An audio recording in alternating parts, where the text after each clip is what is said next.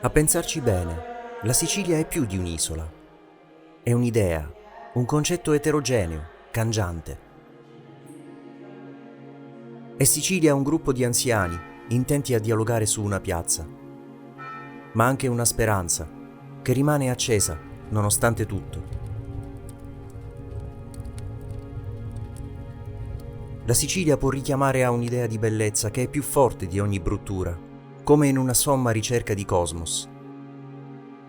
E l'ascesa, cioè la decisione di muoversi da un luogo a un altro, procedendo a piedi dal basso verso l'alto, rispecchia senza dubbio il bisogno di cosmos, insito in ogni essere umano, nel progredire asceticamente da una turbinosa condizione interiore verso il raggiungimento di un ordine psicologico e spirituale.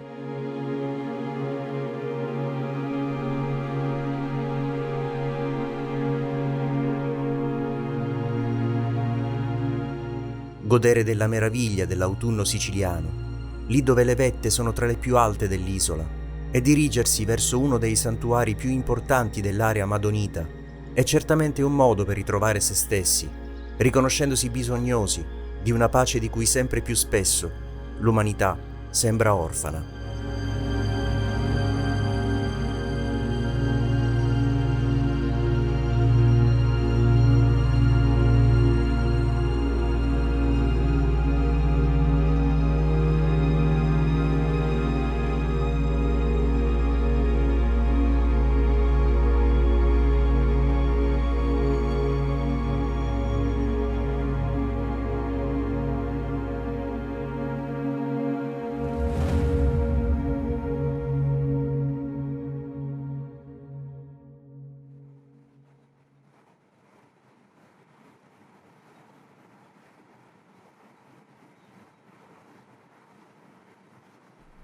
Sono in compagnia di Luca, un amico da cui è partita la proposta di vivere insieme questa piccola avventura.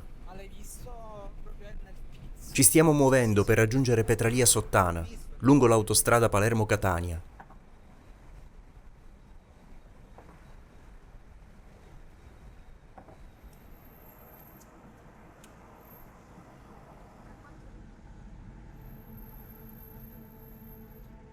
Il pomeriggio illumina i tetti del paese dove siamo giunti, sotto un cielo terso e un clima ancora molto mite, nonostante l'autunno già inoltrato.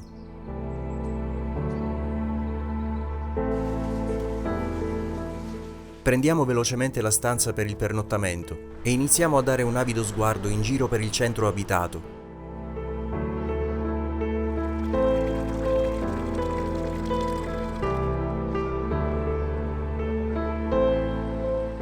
La quiete delle Madonie, il legame tra ambiente e uomo, tra antico e moderno, e tra cielo e terra, si avverte tra i vicoli, si respira nell'aria e si scorge tra le persone che incontriamo. Petralia Sottana, intimamente legata alla sorella Soprana, fonda la sua anima medievale e moderna, secondo un'ipotesi, sull'antica Petra, di cui fanno cenno Cicerone, Diodoro Siculo e Plinio. Il nome odierno, filtrato attraverso i secoli dalla lingua locale in continua innovazione, sembrerebbe derivare dalla frase Petra ad Alite, che indicherebbe il salgemma, di cui il territorio è ricco.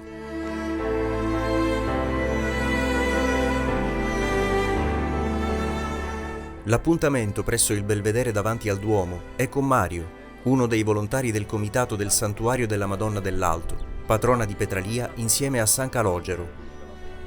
Grazie a una catena di contatti abbiamo ottenuto il suo numero telefonico perché potesse indicarci con precisione il sentiero che intraprenderemo domani mattina a piedi, partendo da una quota di circa 1200 metri sul livello del mare.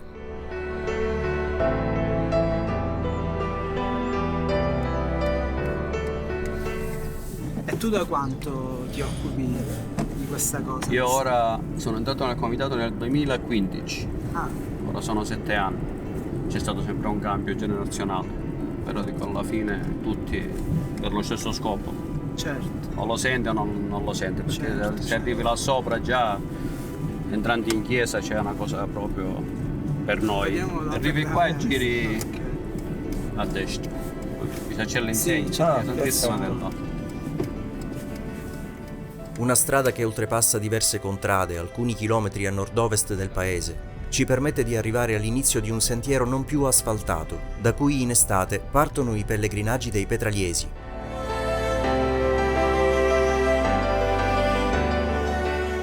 Non solo da qui, ma anche dalla vicina Castellana Sicula, il santuario della Madonna dell'Alto è meta di fedeli che per penitenza, anche scalzi, raggiungono faticosamente la vetta, soprattutto durante i 15 giorni che precedono la festività dell'Assunzione.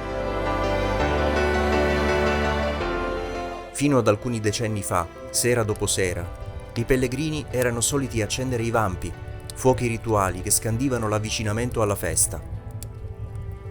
Oggi sostituisce questa usanza una fiaccolata notturna la sera del 14 agosto, mentre una processione della statua marmorea della Madonna caratterizza la mattina del 15. Domani, nell'affrontare questo percorso, porremo i nostri piedi lì dove generazioni di fedeli hanno posto i propri. Lo faremo da amanti della natura e da pellegrini, procedendo lentamente verso la vetta dell'Alto e il suo santuario.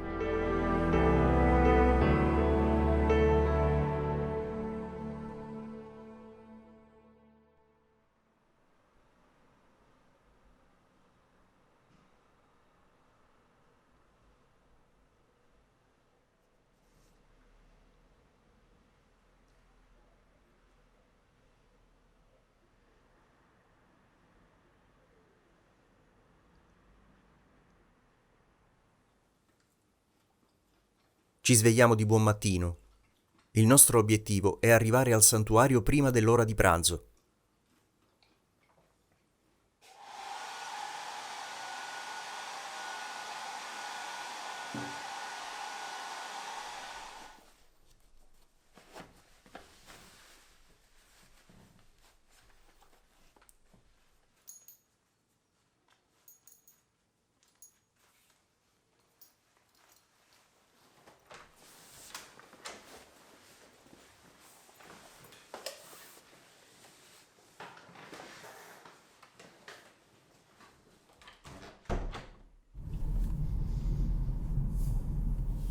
Spero tanto di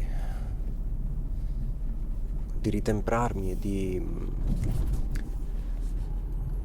fare un po' di benzina d'aria pulita e di spiritualità. Ci sono dei passi di alcuni salmi biblici che parlano di terra piana. Fammi salire in terra piana. In siciliano salire si dice acchianare, cioè appianare. È singolare questo, è indicativo. Sì.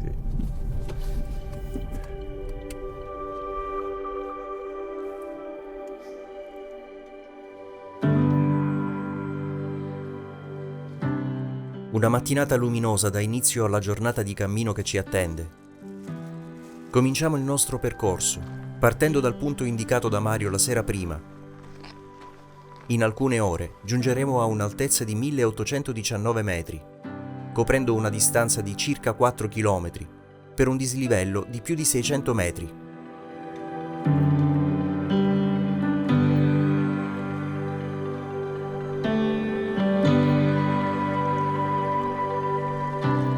È sicuramente una gran bella sfida camminare su questo sentiero in salita costante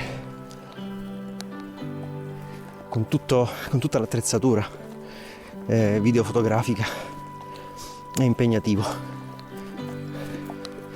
Già Luca è arrivato là sopra, non so come abbia fatto. C'è un daino là sopra, si è nascosto fra i cespugli. Là, guarda un altro.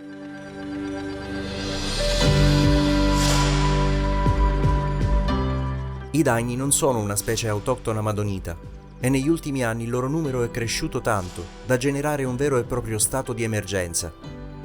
Ma rimanere indifferenti alla loro vista non è possibile, soprattutto se li si incontra per la prima volta nella propria vita.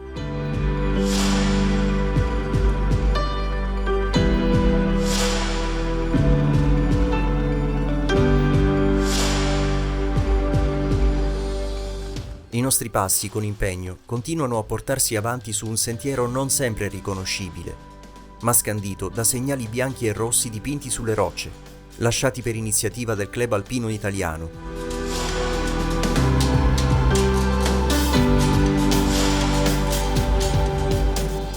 Quando la stanchezza si fa pungente e mancano ancora poche centinaia di metri al raggiungimento della vetta, ci riposiamo all'ombra di alcuni faggi che in Sicilia rappresentano gli esemplari più a meridione d'Europa.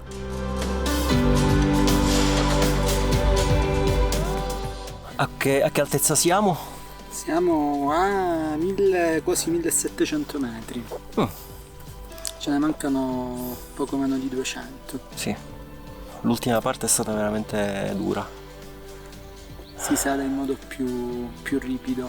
Sì, ed è, come dicevi prima, è più irregolare. Il sentiero proprio è pieno di pietre e terra molle. Si sentono le foglie cadere. Il silenzio che ci avvolge ci permette di concentrarci su tutto ciò che ci sta attorno, respirando con gratitudine la profonda libertà di cui stiamo godendo. Ma la cresta del Monte Alto ci sta attendendo e non possiamo soffermarci ancora. Troviamo un abbeveratoio e una fontana alla quale possiamo dissetarci, per poi riprendere il cammino verso l'ormai vicinissimo santuario della Madonna dell'Alto.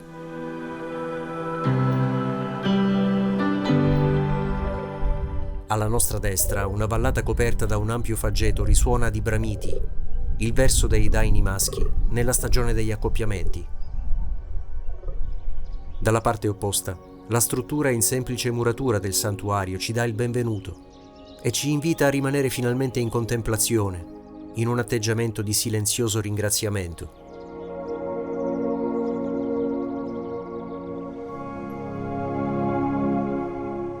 Diamo uno sguardo all'interno del tempio.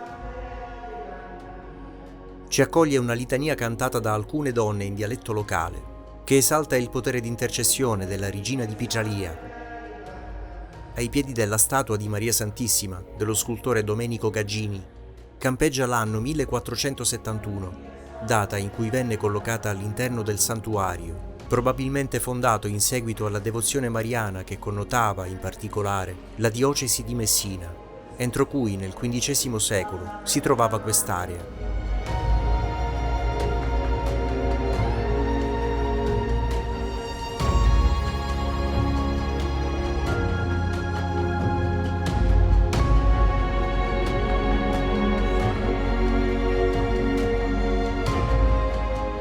Al di fuori, i membri del comitato di volontari di Santa Maria dell'Alto verificano i danni al tetto del santuario, arrecati da un recente temporale. La nebbia però inizia ad alzarsi vistosamente. Con nostra sorpresa, veniamo quindi invitati a partecipare al pranzo comunitario all'interno del refettorio della struttura religiosa.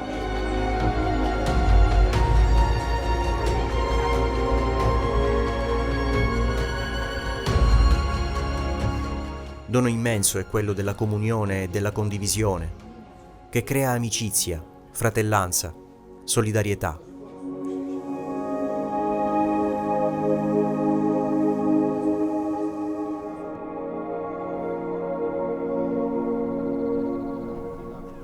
Un paesaggio surreale al quale appunto non siamo molto abituati.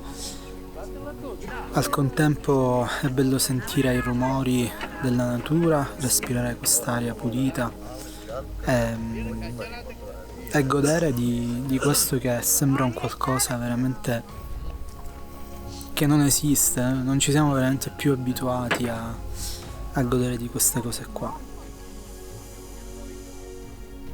Quello che sto vedendo, quello che sto vivendo, quello a cui sto assistendo con l'alzarsi della nebbia è qualcosa di magnifico.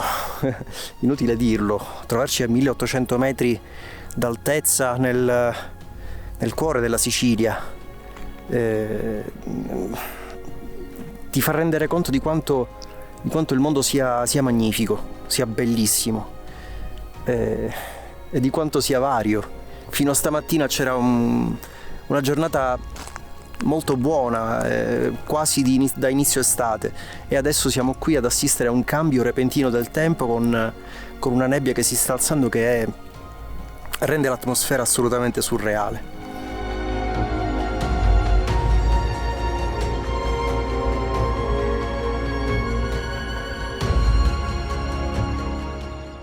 Sappiamo bene di non aver scalato una vetta dell'Himalaya o delle Ande, per affrontare le quali occorre una preparazione e un impegno ben poco paragonabile a quello da noi impiegato per giungere sul monte alto.